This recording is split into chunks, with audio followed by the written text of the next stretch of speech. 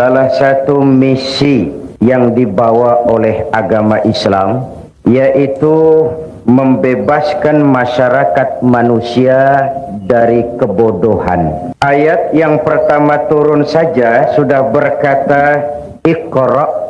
Seolah-olah Quran ingin berkata, hai umat Islam, kamu jangan jadi bodoh. Kebodohan menimbulkan kemiskinan, kemiskinan mendekatkan kepada kekufuran. Baca. Apa yang harus dibaca?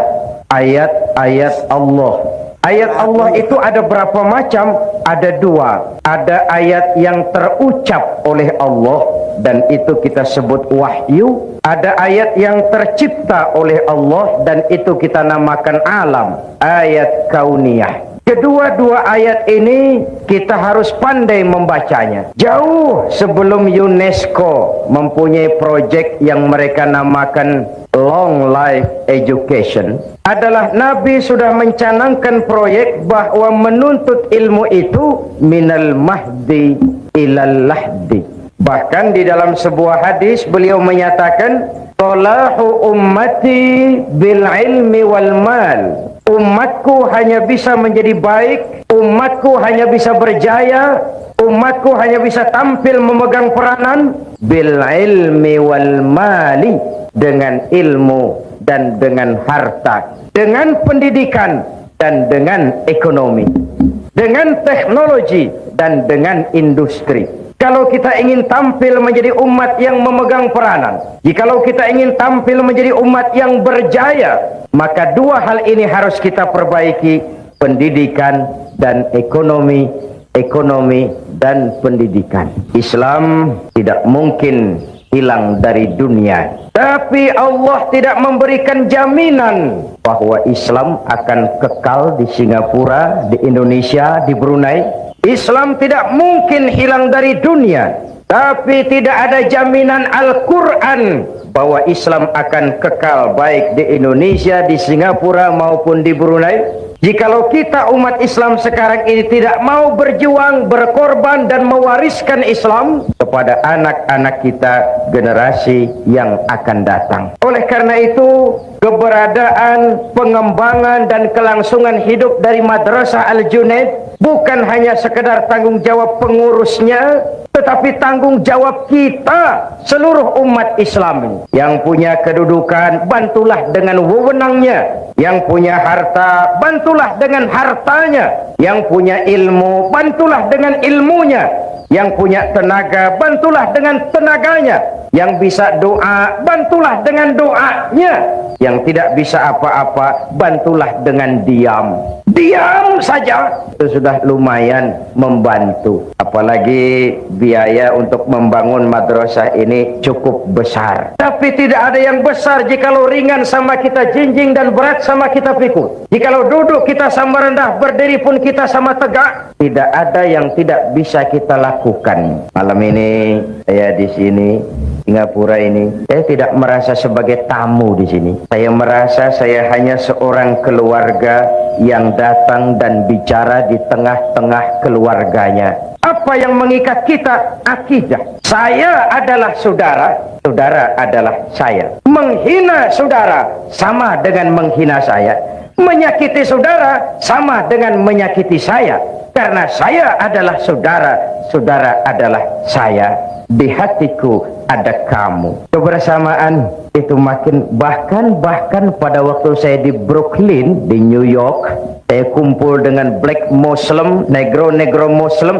Di sana pun saya tidak merasa sebagai tamu. Saya merasa saya hanya seorang keluarga yang datang dan berbicara di tengah-tengah keluarganya. Kita sudah menderma, berinfak. Saya ingatkan, sedekah atau infak itu yang penting ikhlasnya. Soal besarnya itu nomor satu. Sedekah itu daripada kecil tidak ikhlas, lebih baik besar tapi ikhlas. Dan menderma bagi pembangunan madrasah, bagi pembangunan masjid, sama dengan menitip. Seolah-olah bapak ibu berkata, tuan pengurusi madrasah, saya titip 1.000 ringgit untuk kepentingan saya di alam barzah dan di akhirat nanti. Silahkan uangnya dibelikan bahan bangunan untuk membangun madrasah. Saya hanya sekadar titip Itu yang akan jadi milik kita sebenarnya.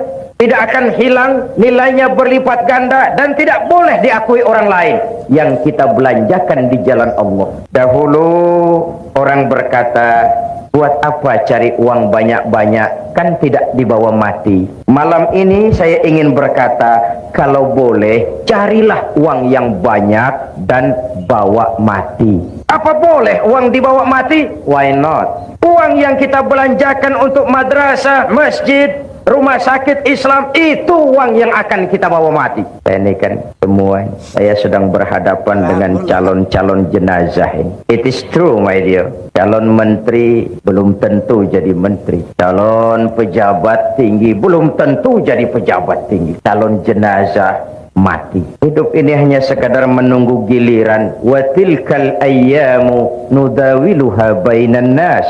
Hari itu kami putar di antara manusia. Tapi itu malam ini dalam rangka memperkuat usaha paspor Madrasah Al-Junaid, saya ingin menyampaikan sebuah hadis di mana Rasulullah sallallahu alaihi wasallam bersabda, arba'un min sa'adatil mar'i.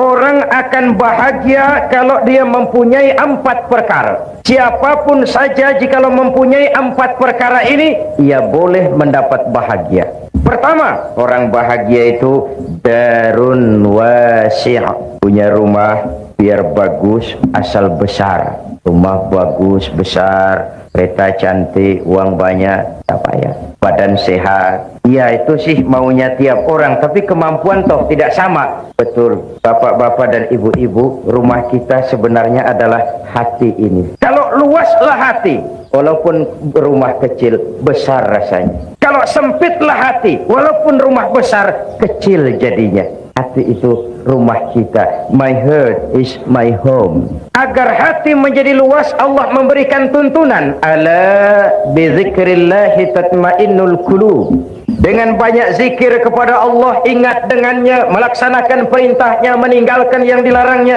hati tenang, jiwa lapang, batin tentram, dan itulah tangga utama untuk mencapai bahagia. Apalah artinya rumah bertingkat, uang banyak berlipat-lipat, istri pun tak kurang cantik memikat, kadang jumlah pun 4, tapi tiap hari kiamat. Tak ada ketenangan, tak ada ketenteraman. Ala bizikrillahi tatmainnul qulub. Dengan banyak zikir kepada Allah, melaksanakan perintahnya, meninggalkan yang dilarangnya, ketenangan tercapai, kebahagiaan terwujud. Islam ini agama yang mengajarkan keseimbangan. Bekerjalah kamu sebagaimana harusnya kamu bekerja. Berusahalah kamu sebagaimana harusnya kamu berusaha. Tapi di sebalik itu jangan lupa minta tolong kepada Allah. Karena apa? Kau hanya wajib berusaha, kau hanya wajib berikhtiar, tapi tidak wajib untuk berhasil hasil hak Allah. Apakah Nabi Nuh tidak ingin Kan'an putranya beriman? Ingin sekali. Apakah Nabi Ibrahim tidak ingin orang tuanya yang bernama Azar beriman saja? Ingin sekali. Atau apakah Nabi Muhammad tidak ingin paman beliau Abu Jahal dan Abu Lahab beriman saja? Luar biasa inginnya. Kalau sejarah menjelaskan kemudian Kan'an putra Nabi Nuh kafir, Azar bapak Ibrahim adalah produsen berhala, dan Abu Jahal, Abu Lahab habis-habisan menentang Nabi, itu indikasi manusia wajib berusaha. Kepastian adalah hak Allah subhanahu wa ta'ala. Islam bukan agama orang pemalas yang selesai sholat lalu berpangku tangan menunggu keajaiban, menghitung bintang di langit sambil mengumpulkan jikalau andai kata umpama misalnya. Tidak. Tapi Islam juga bukan agama orang sombong yang setelah berusaha lalu tidak memerlukan Allah. Islam mengajarkan keseimbangan. Semakin dekat kita dengan Allah, semakin tercapai ketenangan batin. Semakin terbentuk ketenangan batin, semakin mudah meraih bahagia. Satu. Yang kedua, orang bahagia itu kata Nabi, markabun syariah, punya kendaraan yang cepat. Kendaraan itu apa? Alat transportasi. Tujuannya apa? Memudahkan komunikasi. Maksudnya apa? Orang bahagia itu pergaulannya luas, tidak picik seperti katak di bawah tempurung. Masyarakat muslim, masyarakat yang satu. Kemarin kita Muharram memperingati hijrah. Unzur kaifa akhar rasulu bainal muhajirin wal ansar. Orang Mekah yang pindah ke Madinah disebut muhajirin. Orang Madinah yang menyambut orang Mekah dinamakan Ansor. Bagaimana sikap orang Madinah menyambut kedatangan orang Mekah? Apa dengan bertolak pinggang membusungkan dada? Hei, orang Mekah, kamu di sini pendatang ya? Tidak. Membaur, melebur menjadi ummatan wahidah yang diikat dengan tali-tali akidah. Hidup jadi nikmat karena banyak orang di sekitar kita. Bodoh manusia kalau merasa bisa hidup sendiri. Betapapun tinggi pangkat, banyak harta, hebat kemampuan intelektual, kita tetap perlu orang lain. Saya bisa pidato seperti ini. Kenapa? Karena ada yang mendengar. Bapak-bapak, ibu-ibu tenang menghadap ke sini. Kenapa? Karena ada yang mendengar. Kita saling perlu. Bagaimanapun hebat saya pidato di sini, 2 jam menggelegar, membakar, luar biasa. Yang dengari tidak ada. Hebat. Jangankan kerja yang berat, senyum saja. Senyum itu kan ringan toh. Untuk senyum yang mudah itu pun kita perlu bantuan orang lain. Sebab kalau sudah mulai bisa senyum sendiri, harap hati-hati. Tidak usahlah kerja yang berat, senyum yang mudah itu pun kita perlu bantuan orang lain. Itulah sebabnya jikalau kita rukun, kompak, bersatu, tidak ada yang tidak bisa kita selesaikan. Akan bagaimana Islam bergantung anak-anak kita. Bagaimana anak-anak kita bergantung kepada pendidikan yang mereka terima. Oleh sebab itu, sekali lagi, orang bahagia, orang yang pergaulannya luas, hidup di tengah masyarakat, tidak eksklusif, tidak memencilkan diri. Sehingga Nabi memberikan peringatan keras, isnani la yanzurullahu ilaihima yaumal qiyamah qati'ur rahim wa jarsu. 2 golongan manusia di akhirat nanti tidak akan dipandang oleh Allah, didiamkan saja. Pertama, qati'ur rahim, orang yang suka memutuskan silaturahmi. Dan yang kedua, jarusui, tetangga yang jahat dengan tetangganya. Tidak akan ada kemenangan tanpa kekuatan, tidak akan ada kekuatan tanpa persatuan, dan tidak mungkin terbentuk persatuan tanpa silaturahmi. 2. Yang ketiga, orang bahagia itu menurut Nabi misbahun mudhi, punya lampu yang terang. Lampu yang terang itu Mercury ini? Ya, tapi ini lampu dunia. Kristal? Ya, tapi itu lampu dunia. Hidup tidak berhenti hingga di dunia. Satu saat, setuju atau tidak, rela atau terpaksa, kita akan pergi berangkat menuju rumah masa depan, yaitu kuburan. Rumah masa depan. Malah kalau menurut contoh dari baginda Nabi kita, jatah umur itu cuma berapa? 63 tahun. Maka yang malam ini sudah 62 tahun 11 bulan. Supaya hati-hati, Pak. 1 bulan lagi kontrak selesai. Walaupun ajal itu a mysterious problem ya. Kalau datang saatnya berpisah kita dengan semua yang kita cintai, sehingga Nabi dipesan oleh malaikat Jibril, ya Muhammad, ish ma syi'ta fa innaka mayyitun wa'mal ma syi'ta fa innaka majziyun bih wa ahbib ma syi'ta fa innaka mufariquh.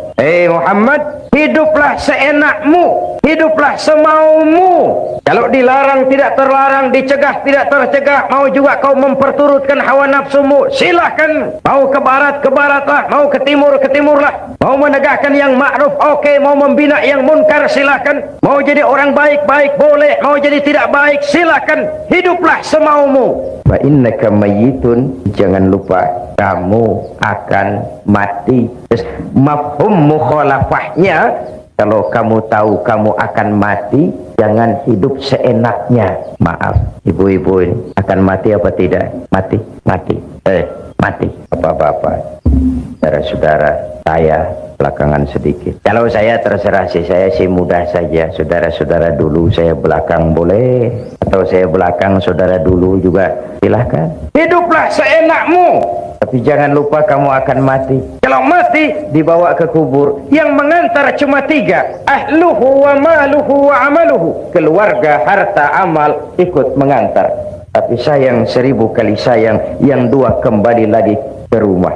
tidak mau ikut masuk ke liang kubur. Pertama, keluarga. Tidak seorang keluarganya yang bagaimanapun cintanya kepadanya yang mau ikut masuk ke liang kubur. Tidak istri, tidak suami, tidak kemenaan, tidak om, tidak tante, tidak seorang pun. Istri bapak ini yang katanya setia kepada bapak, yang dulu pernah berjanji buat sehidup semati di bawah tiang listrik. Dulu dia berkata, "Bang, apalah artinya hidup ini tanpa engkau di sisiku, Bang?" Dulu jangan berharap bapak masuk liang lahat, istri bapak akan mau ikut masuk ke dalam. Matanya yang sebelah kiri memang menangis, yang sebelah kanan cari ganti. Siapa? Oh, dunia. Harta, jangankan kereta pun cuma parkir di pelataran mau kubur. The best friend, teman terbaik yang ikut masuk menemani kita, amal. Misbahun mudhi, lampu yang terang, ay amalun soleh. Amal yang kita kerjakan di dunia ini, itu yang akan jadi lampu penerang di alam barzah. Merkuri ini tidak mampu menerangi gelapnya alam kubur. Kristal ini tidak mampu menerangi gelapnya alam barzah. Sedangkan di sana ada kehidupan dan kita perlu penerang. Apa penerangnya? Amalun soleh. Bapak bantu madrasah Al-Junaid. Ayo, Rp1.000. Rp1.000 terang. Merkuri. Saya Rp500. Kecil sedikit. Saya Rp1. Lilin. Bukankah Nabi menjamin mana kosamalun min sodakatin bal yazdad sampai 3 kali. Harta tidak akan berkurang karena disedekahkan, bahkan akan bertambah dan bertambah. Jadi kalau ingin melipat gandakan jumlah uang, belanjakan di jalan Allah. At-Taubah ayat 111 memberikan jawaban, innallaha ashtara minal mu'minina anfusahum wa amwalahum bi anna lahumul jannah. Allah telah membeli dari orang-orang mukmin kita ini, diri mereka, harta mereka, bagi mereka adalah surga.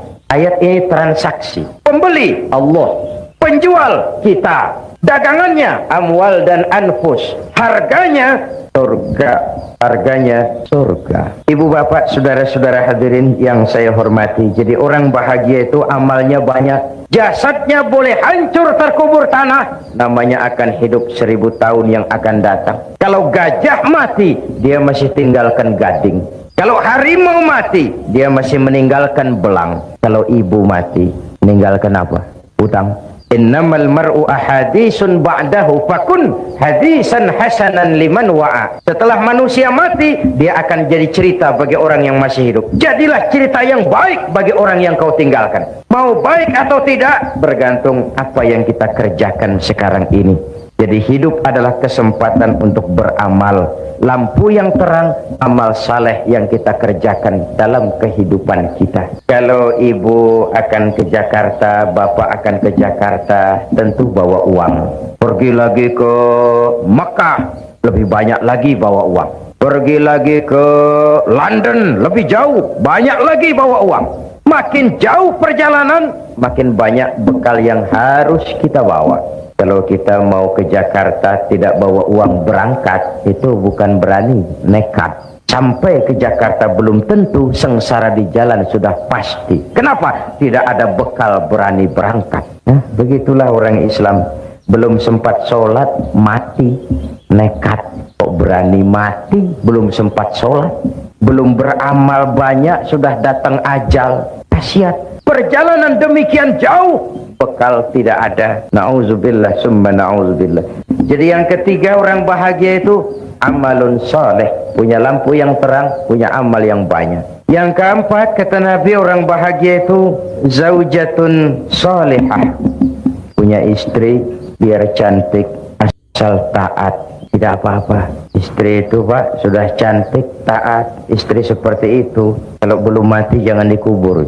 Sudah cantik, taat. Apa artinya? Rumah tangga sakinah. Tidak ada sukses yang tidak berangkat dari rumah tangga.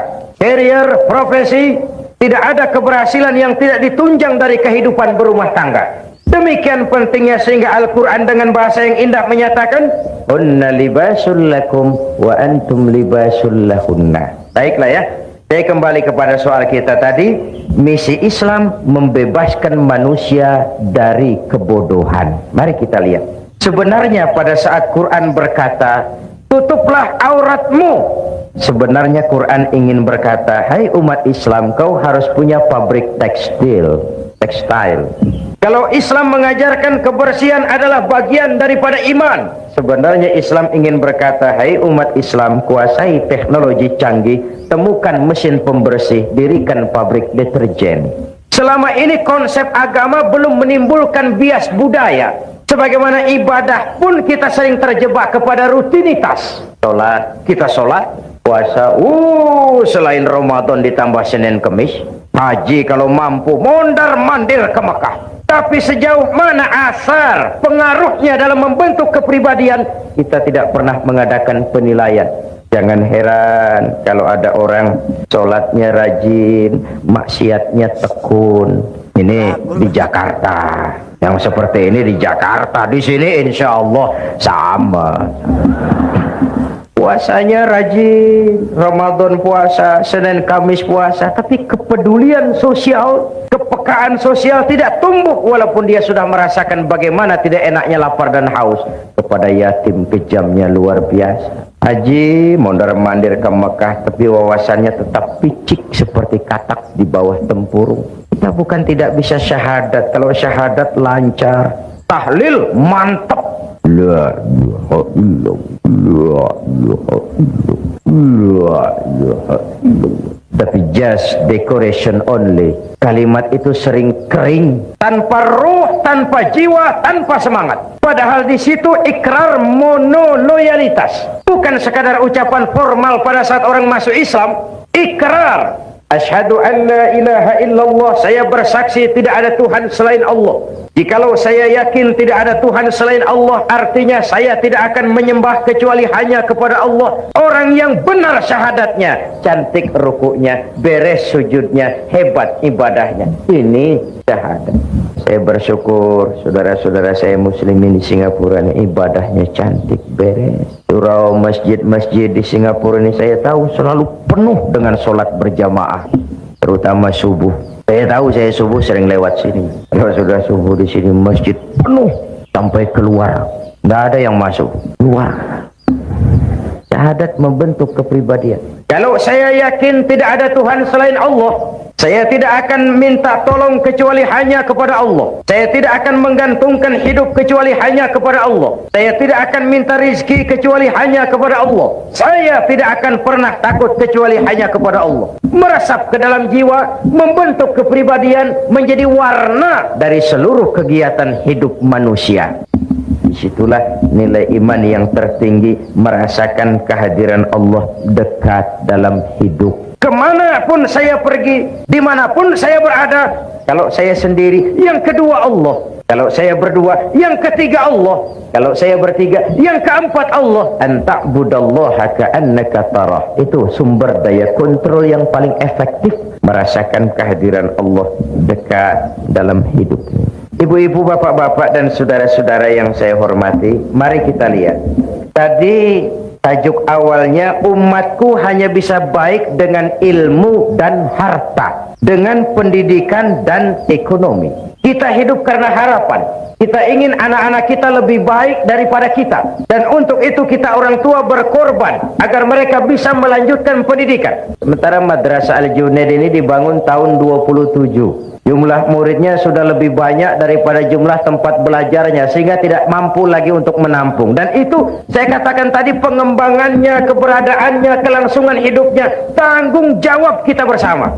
Tidak sekadar tanggung jawab pengurusnya, tanggung jawab kita bersama-sama.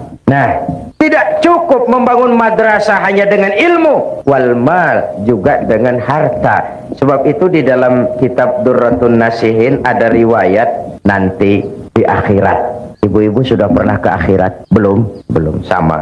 Mau ke akhirat? Kalau mau saya daftar, besok berangkat. Di akhirat, menurut kitab Durratun Nasihin, ada 4 golongan manusia bertengkar di depan pintu surga. Masing-masing mereka merasa punya hak masuk lebih dahulu ke dalam surga. Haji mabrur, orang mati syahid, ulama, dan orang kaya yang pemurah. Bertengkar. Kata yang haji mabrur, saya lebih dulu masuk surga. I am the first. Kata yang mati syahid, tidak bisa, saya lebih dulu. Kata yang pemurang kaya, tidak mungkin, saya lebih dulu. Bertengkar. Akhirnya Allah mengutus malaikat Jibril. Bril. Ini bahasa Zainuddin, di hadisnya tidak begitu. Jangan nanti kok ini tidak bril sih. Ini bahasa Zainuddin, Pak, supaya live, Pak. Jibril, baik ya Rabb. Coba kamu turun, tanya itu, kenapa mereka bertengkar di depan pintu surga? Cepat. Oke, bos. Ini juga bahasa Zainuddin. Turun Jibril. Saudara, kenapa bertengkar di sini? Ya Jibril, maafkan. Kenapa? Setiap kami merasa punya hak lebih dahulu masuk ke dalam surga. Oh, begitu. Iya. Oke. Apa yang menyebabkan tiap kamu merasa punya hak lebih dahulu masuk ke dalam surga? Coba saya tanya, amal kamu satu-satu. Kamu yang pertama, apa? Jibril. Apa? Sebentar, saya minum dulu. Sudah? Ya. Bagaimana? Saya ini... kenapa kamu merasa berhak lebih dahulu masuk surga? Saya waktu di dunia itu pergi haji. Lalu? Alhamdulillah, haji saya mabrur. Kemudian katanya orang yang hajinya mabrur itu masuk surga lebih dulu dari yang lain. Kata siapa? Kata ulama. Saya dengar syarahan begitu. Jadi yang memberitahu kamu ulama? Iya. Kalau begitu jangan mendahului orang yang memberitahu kamu. Yang memberitahu kamu ulama kan? Betul. Ulama dulu, kamu belakang. Minggir. Nggak tahu diri kamu. The next. Kamu yang berikutnya apa amalan kamu ketika di dunia? Ya Jibril, saya itu waktu di dunia berjuang membela agama, perang menghadapi orang-orang kafir. Saya gugur bersimbah darah, ikhlas karena Allah. Katanya orang mati syahid masuk surga lebih dulu dari yang lain. Kata siapa? Kata ulama. Juga waktu syarahan saya dengerin begitu. Kamu sama dengan yang tadi. Mundur, belakangan. Ulamanya duluan. Kamu yang ketiga.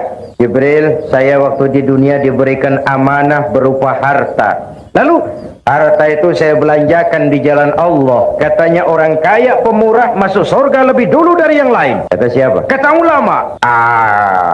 Kalau begitu sumbernya jelas. Ulama, kamu masuk lebih dulu. Ini yang lain belakangan. Ulamanya, ulama yang tahu diri. Kata ulama, ya Jibril, memang benar. Itu yang mati syahid, yang haji mabrur, yang kaya pemurah, saya yang memberitahu, saya yang mengajari mereka. Tapi terus terang saja Jibril, saya ini bisa jadi ulama itu karena dulu ada orang kaya bangun madrasah namanya Al-Junaid.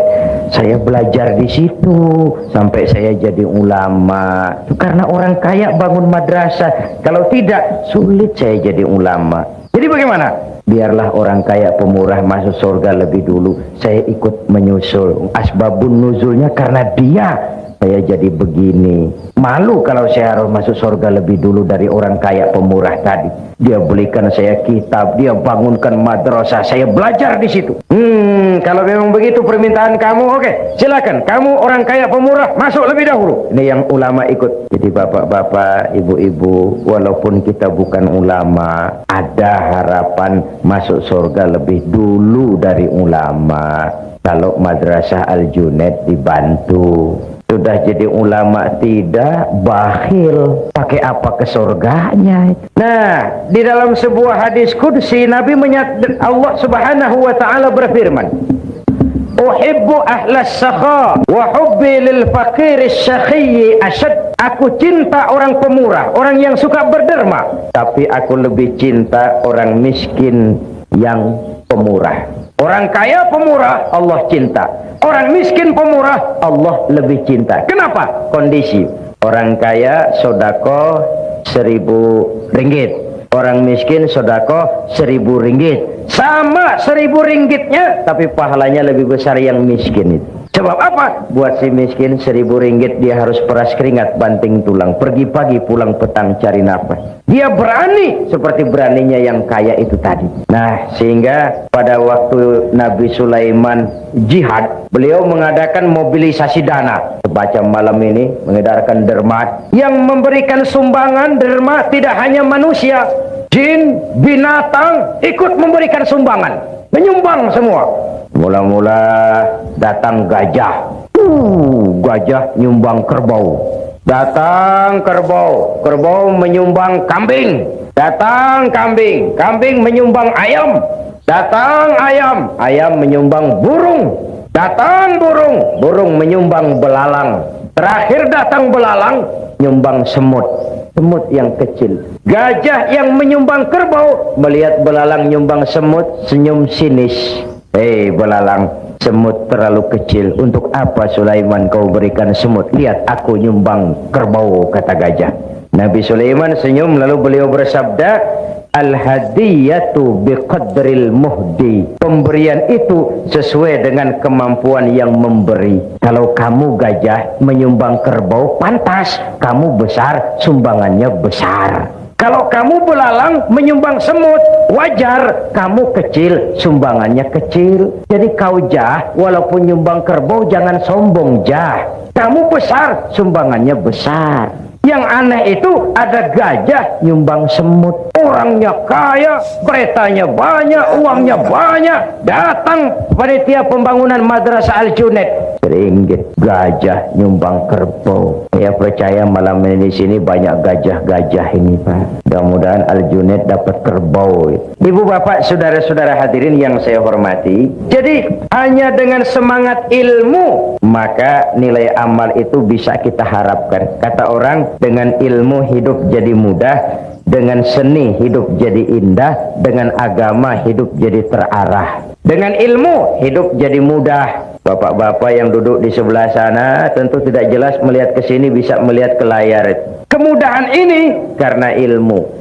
Dahulu kalau ada syarahan ya paling 2-3 ribu orang yang dengar. Sekarang dengan audio visual bisa ratusan ribu bahkan jutaan manusia mendengar pengajian, mengikuti syarahan. Dahulu tahun 50-an orang pergi haji itu 6 bulan, zaman unta. Sekarang 1 minggu pun bisa kalau haji yang pas bandrol itu, pas-pasan. Bahkan menurut pabrik Boeing tahun 2030 dari sini ke Jeddah itu sudah bisa ditempuh dalam 1 jam 35 menit. Sehingga untuk umroh bisa 1 hari pulang pergi. Kenapa? Kemudahan itu karena ilmu. Manusia tidak punya sayap, tapi dengan ilmunya dia bisa terbang lebih tinggi dari burung. Manusia tidak bernapas dengan insang seperti ikan, tapi dengan ilmunya dia bisa menyelam lebih dalam daripada ikan. Kemudahan-kemudahan ini muncul karena kemajuan ilmu. Nah, bidang yang dikelola oleh Al-Junaid adalah mewariskan ilmu-ilmu agama kepada anak-anak kita. Yang kita semua tahu, agama itu bukan sekedar pelengkap tapi pedoman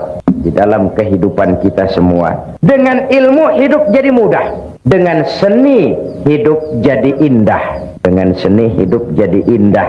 Saya di Indonesia belakangan ini sedang menggalakkan pagelaran nada dan dakwah untuk mengantisipasi kecenderungan remaja kepada musik. Jadi dakwah syarahan ini bergandeng dengan musik yang bernafaskan agama. Kadang-kadang dengan soneta grupnya Roma Irama, kadang-kadang dengan Bimbo, kadang-kadang dengan Nasyidah Ria Semarang. Ibu-ibu, bapak-bapak, saudara-saudara hadirin yang saya hormati, memang dia alatul malahi, tapi kalau tidak membuat orang jadi lalai, menimbulkan semangat, itu juga merupakan bagian. Innallaha jamilun yuhibbul jamal. Allah itu indah dan menyukai keindahan. Allah itu indah dan menyukai keindahan. Seni bukan untuk seni, tapi seni untuk menunjang keimanan kita kepada Allah Subhanahu wa ta'ala. Seorang seniman yang mempunyai rasa keimanan, kalau dia berdiri di tepi pantai, dia berkata, alangkah indahnya lautan, luas terhampar biru membentang, sementara ombak menghempas diri ke tepian pantai. Kalau laut saja begini hebat, apalagi yang pencipta laut. Allahu Akbar. Dia tidak jadi pemuja laut, dia jadi pemuja sang pencipta laut. Seni yang didasari dengan semangat keimanan. Dengan seni hidup jadi indah.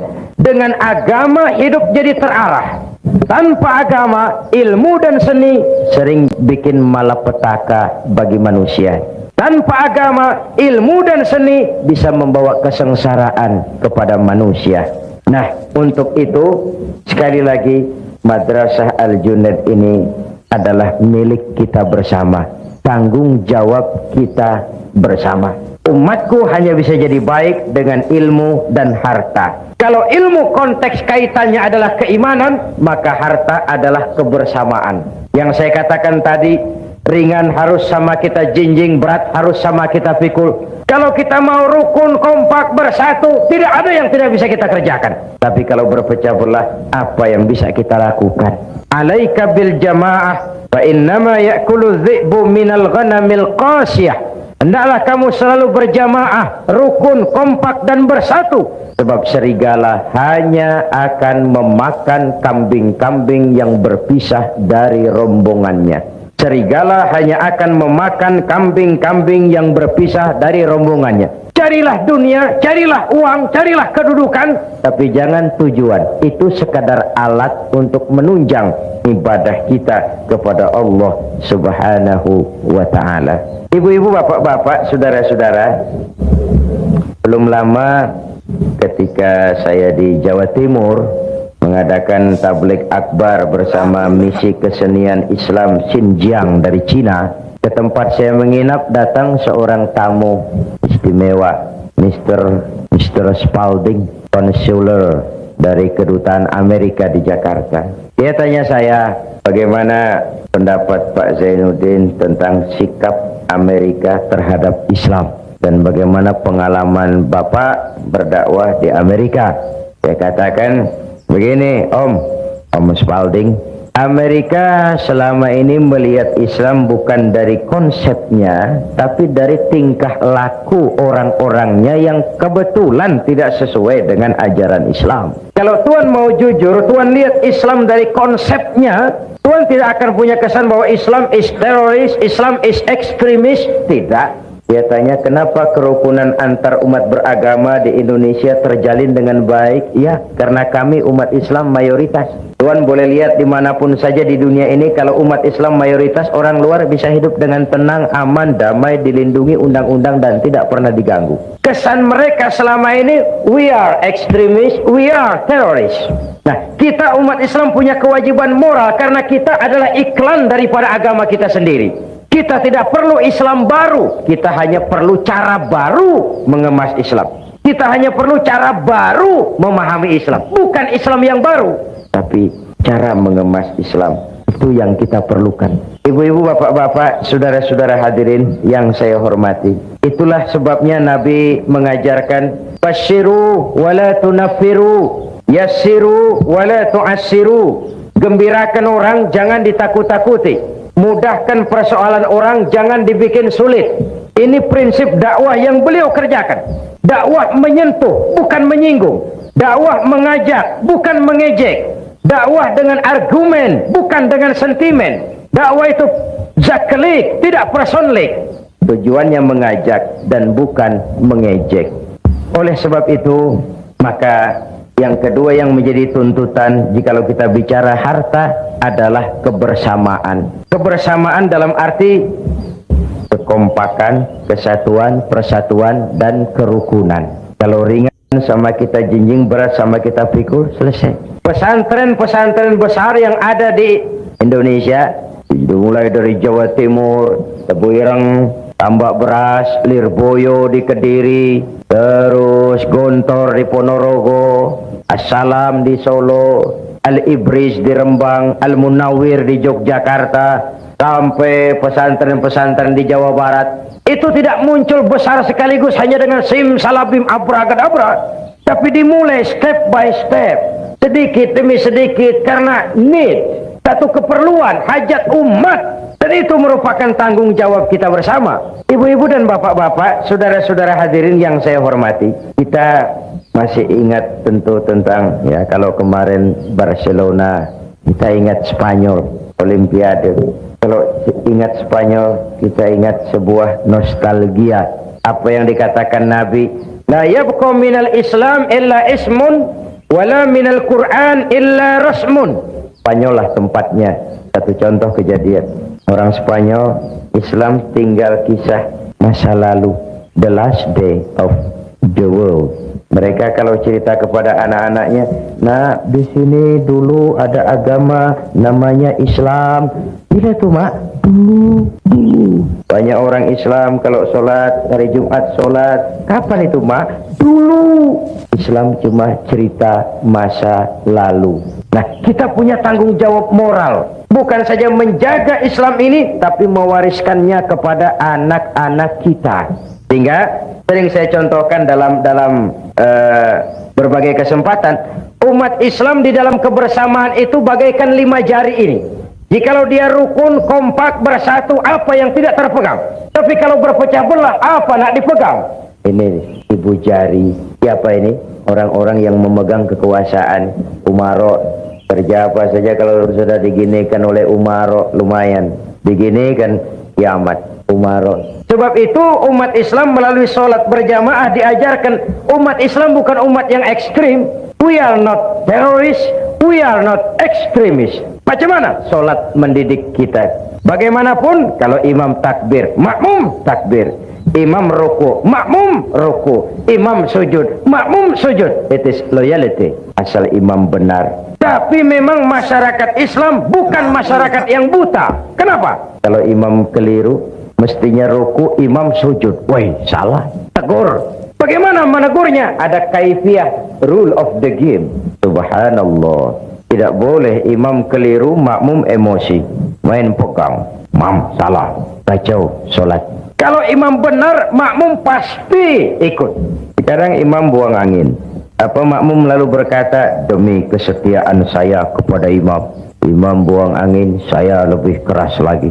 Itu yang disebut taklidul a'mal. Di situ demokrasi. Imam buang angin, ke pinggir saja. Yang di belakang maju, teruskan pekerjaan imam demi menjaga keselamatan sholat berjamaah. Tidak perlu membentuk sholat baru, lanjutkan saja. Iyyaka na'budu wa iyyaka nasta'in. Sampai situ imam buang angin, ke pinggir. Yang di belakang maju, teruskan. Ihdinas siratal mustaqim. Tidak perlu bikin sholat baru. Asal imam tahu diri, kalau sudah buang angin, ke pinggir. Sholat sering rusak karena imam sudah buang angin, tenang. Seperti orang tidak punya salah. Selesai sholat ditanya, Pak Imam tadi buang angin ya? Kehidupan sosial, mekanisme kehidupan berdemokrasi diajarkan melalui sholat. Umat ini umat yang loyal. Umaron, harus ada Muslim yang jadi manpower. Yang ini telunjuk, alat untuk menunjuk. Ini siapa? Agniya, orang kaya, para pengusaha. Di mana-mana kalau orang kaya sudah menunjuk, biasanya tidak banyak masalah. Nanti masjidnya dibangun sebelah sana ya. Itu kalau orang kaya yang menunjuk, selesai masjid. Coba kita yang miskin nunjuk-nunjuk begini, nggak laku Pak.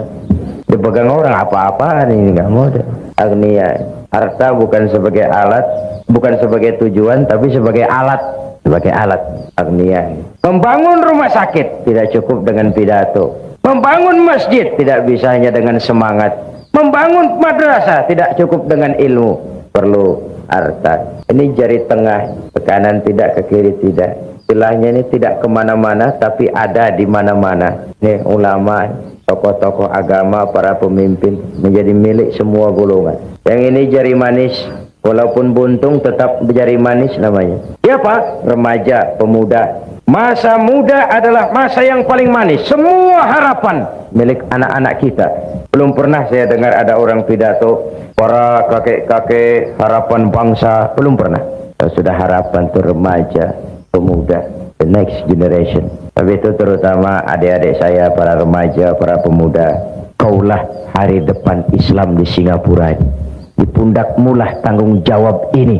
Dan sekarang kewajibanmu membekali diri. Perjalanan masih panjang, sementara hidup hanya sekadar menunggu giliran. Musim berlalu, ada saat datang, ada saat pergi, itu pasti.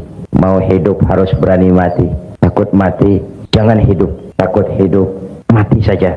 Jadi berani hidup, tidak takut mati. Yang takut mati, tidak usah hidup. Yang takut hidup, silahkan mati. Hidup bukan undian, jangan berharap untung besar tanpa peras keringat. Biarlah berakit-rakit kita ke hulu, asal bisa berenang-renang ke tepian. Bagaimanapun, lebih baik makan singkong betulan daripada makan roti mimpi. Yang ini, kelingking ini, jari paling kecil. Ini kaum wanita, muslimat, kecil tapi mantap. An-nisa imadul bilad. Wanita tiang negara. Kalau baik wanita, baik negara. Kalau rusak wanita, hancur negara. Karena wanita, negara jaya. Karena wanita, negara hancur. Maka wanita adalah bidadari. Wanita juga kadang-kadang setan. Yang hadir di sini semua bidadari. Tapi kan memang begitu toh. Sejarah ini tidak hanya melahirkan Golda Meir, Indira Gandhi, Bandaran Naike, Margaret Thatcher, Corazon Aquino, Kartini, Dewi Sartika. Sejarah juga melahirkan perempuan-perempuan kelas Cleopatra, Margaret Josephine, Eva Braun, Pamela Bordes, Donna Rice, rombongan-rombongan setan. Kalau bersatulah 5 jari ini, rasanya tidak ada yang tidak bisa kita lakukan. Tapi kalau berpecah belah, apa yang mau kita kerjakan? Islam sudah mengikat kita dengan tali akidah. Peristiwa hijrah bersatunya Ansor dan Muhajirin merupakan cermin yang sangat nyata. Begitulah persaudaraan dalam Islam. Tidak, sekali lagi, tidak ada kemenangan tanpa kekuatan, tidak ada kekuatan tanpa persatuan, dan tidak ada persatuan tanpa silaturahmi. Ibu-ibu, bapak-bapak, saudara-saudara hadirin yang saya hormati. Jadi saya kembali kepada awal pembicaraan tadi. Misi Islam menyelamatkan manusia dari kebodohan. Yang ingin meraih dunia harus dengan ilmu. Yang ingin menjangkau akhirat harus dengan ilmu. Yang ingin dunia dan akhirat juga harus dengan ilmu. Man arada dunya fa'alaihi bil ilmi, wa man arada al akhirata fa'alaihi bil ilmi, wa man aradahuma fa'alaihi bil ilmi. Imam Ali karramallahu wajhah pernah ditawarkan, "Ya Ali, kalau aku tawarkan kepadamu ilmu atau harta, kau pilih mana?" "Ya, harta." "Ya, ilmu." "Oh, saya pilih ilmu." "Kalau saya berikan ilmu atau harta, yang mana yang kau ambil?" "Ilmu tentu." "Kenapa?" "Pertama, dengan ilmu saya bisa mencari harta. Tapi belum tentu dengan harta saya bisa mencari ilmu." Satu. Yang kedua, harta itu kalau saya berikan orang berkurang. Tapi ilmu kalau saya berikan orang bertambah. Saya ajarkan orang Fatihah, orang lain bisa, saya pun makin hafal. Tidak karena saya ajarkan orang lalu ilmu saya habis. Ajarin Fatihah, datang orang lain, "Pak, tolong saya diajar." "Oh, sudah tidak ada, Fatihah saya sudah habis, sudah diajar." Tidak ada. Tapi uang kita berikan kepada orang berkurang. Ilmu kita berikan kepada orang bertambah. Yang ketiga kata Imam Ali, ilmu menjaga kita. Harta kita yang jaga. Makin banyak harta, makin sulit menjaganya. Makin banyak materi, makin banyak pula penjaganya. Kadang-kadang tidur tidak nyenyak, teringat harta. Tapi ilmu, semakin banyak ilmu, semakin terjaga dan terpelihara diri. Sebab itu diingatkan oleh Nabi, "Inna akhsyaran nasi yaumal qiyamah la rajulun amkanahu Allahu li talabil ilmi falam yatlubhu." Orang yang paling menderita, orang yang paling rugi di akhirat nanti, orang yang oleh Allah diberikan kesempatan menuntut ilmu, tapi tidak digunakan kesempatan itu dengan sebaik-baiknya. Tidak ada yang bisa kita kerjakan tanpa ilmu. Bahkan kata Imam Ibn Ruslan, beramal pun tanpa dasar ilmu. Wa kullu man bighairi ilmin ya'malu a'maluhu mardudatun la tuqbalu.